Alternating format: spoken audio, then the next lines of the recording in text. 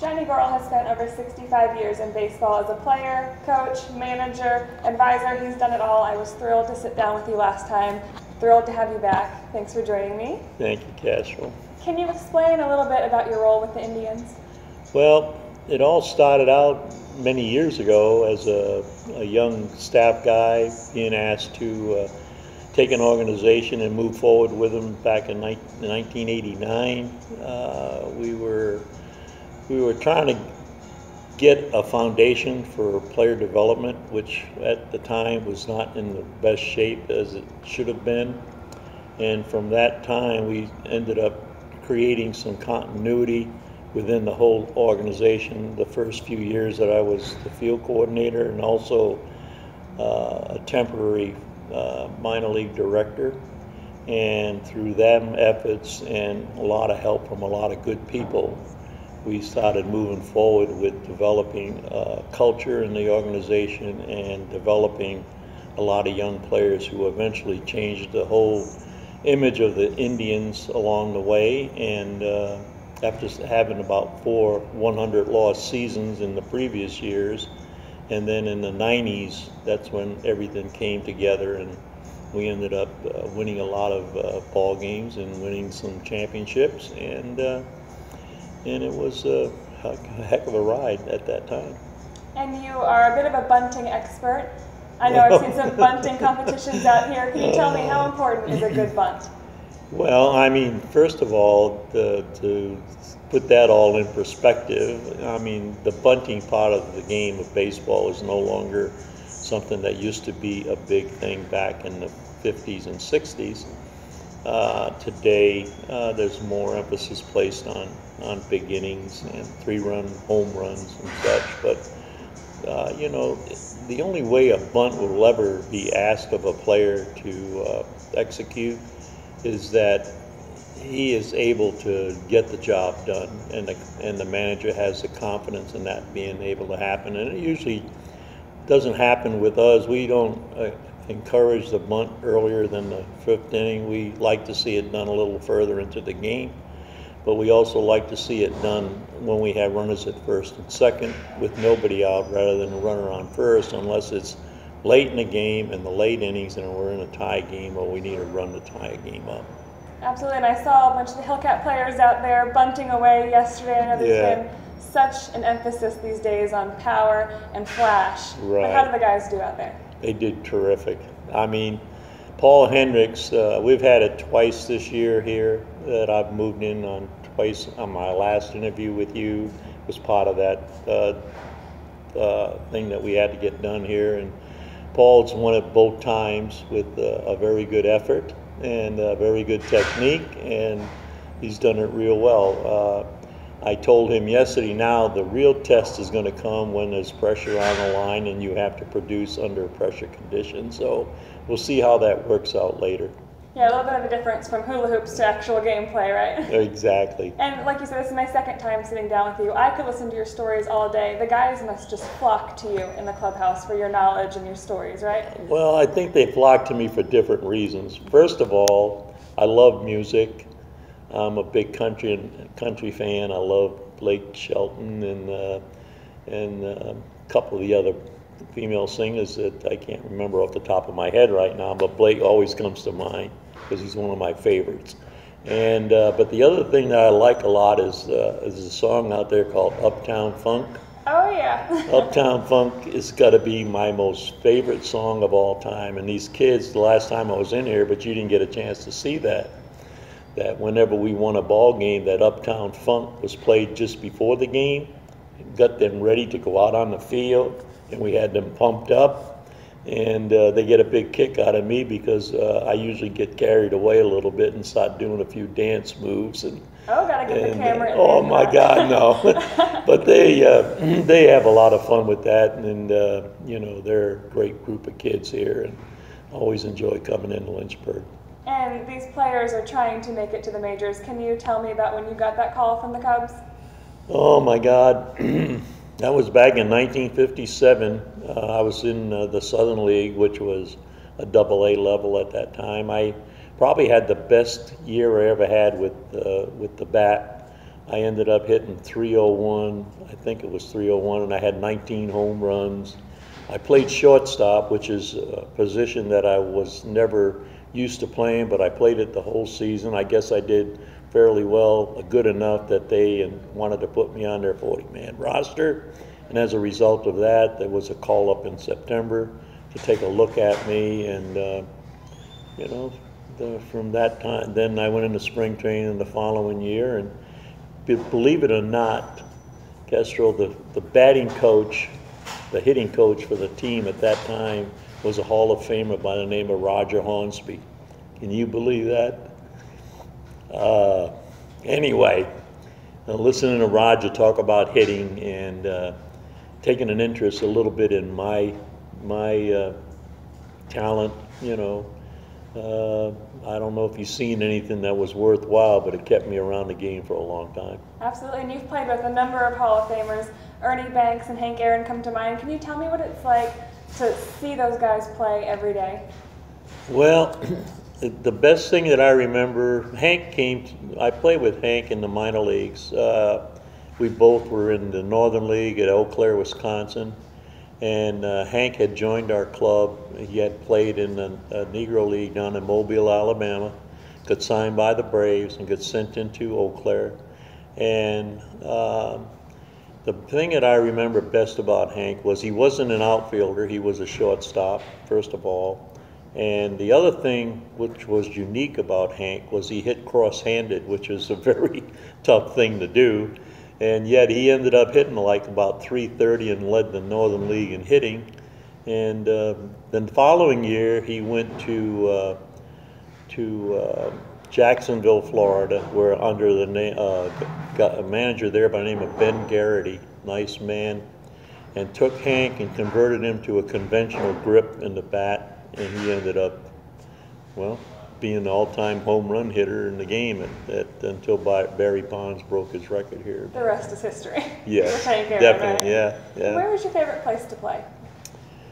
Well, you know, Progressive Field for me was, I never played there, but I coached a lot of games there. That was a fun, I always enjoy being in Progressive Field. It's a great stadium. And but my favorite place to play, probably of all the cities, was probably Yankee Stadium for one, and the Red Sox in Fenway Park, where I grew up, probably about 35 miles away from there. So those were my two favorites. Classic venues. Yeah, absolutely. Too bad they tore down Yankee Stadium. There was so much history there in the game that, you know, I mean, God, to think that you walked on the same field that Babe Ruth and Lou Gehrig and Mickey Mantle was playing at that time when I was playing there, but to be part of that history, being able to play that stadium was pretty special. Was it special and exciting every time you walked out there? Did that feeling ever fade? Oh, yeah, you know, I mean, yeah, it was different. It just seemed like those guys were there, even though they weren't living. They were in that stadium. It seemed like, you know, like, I mean, it wasn't a haunting feeling. It was just a very special feeling for me. Absolutely. Yeah. And did you always know that once your playing career was over, you wanted to stay in baseball? Well, that kind of come about pretty early in my career as a player. I was with the Twins at the time, and I was playing in the minor leagues at my last years there at AAA, and it was getting to the point where I had to think about, I was 32 years old at the time, and at that age, at that time of anybody's career, during that time, you were looking at your playing your last years in the game. So I had a farm director by the name of George Brophy, and Mr. Brophy saw enough in me to offer me a chance to be a minor league manager, and asked me if I would be interested in it, knowing that I probably had another year or two to play yet.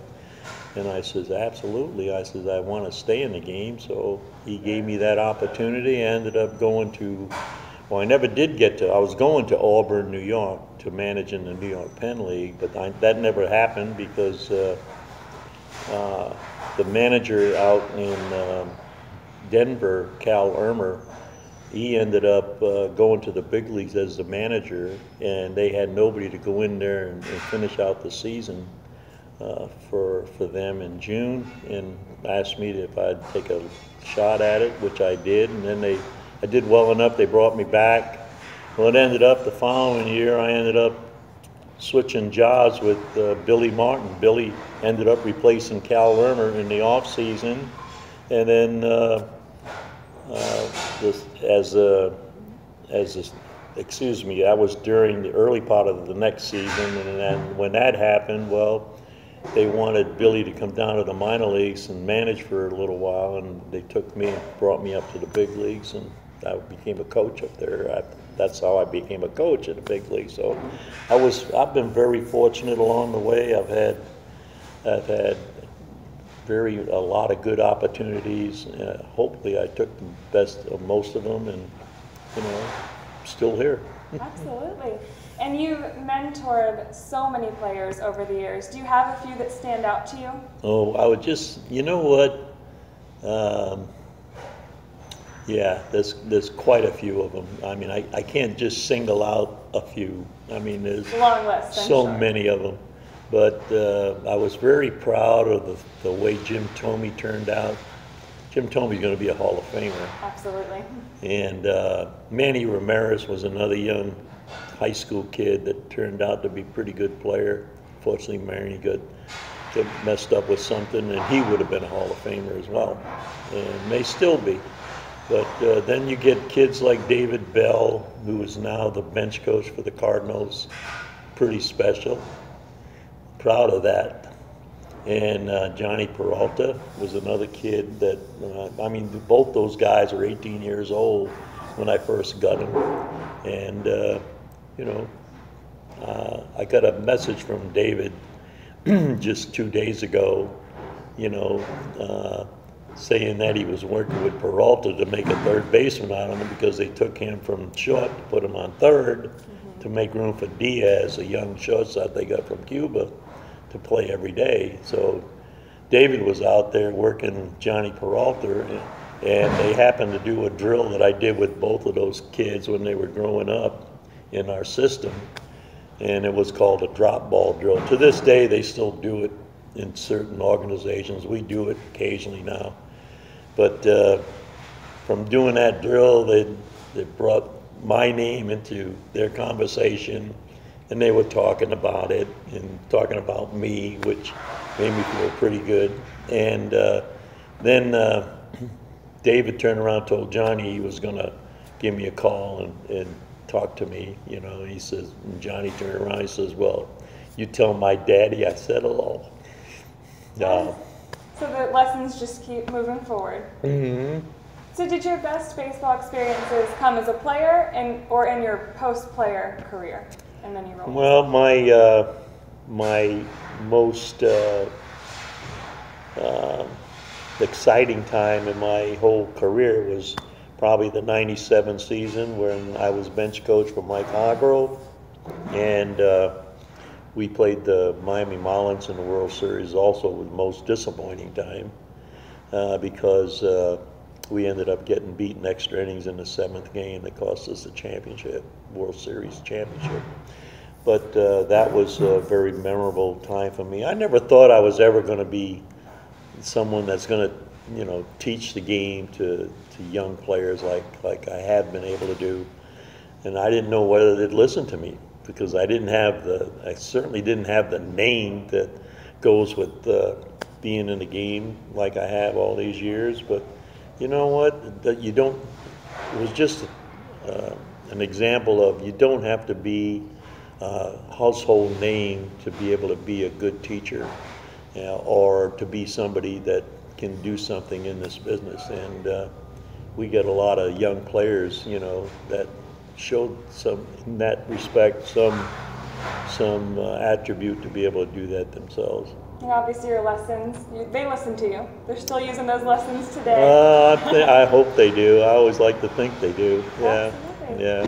And you mentioned it briefly before, I want to know, because I'm sure in baseball you've been in this business for over 6 decades. You've probably experienced every emotion that baseball has to offer. So I'm curious to know what comes to mind when I say 1997. Well, it'll be the 7th game of that World Series. Just getting into the World Series and beating Baltimore. Excuse me a minute. Just beating Baltimore to get into the World Series when Tony Fernandez hit a home run in the 11th inning. We were playing in Baltimore at the time and gave us a 1-0 lead. It was scoreless up until that point.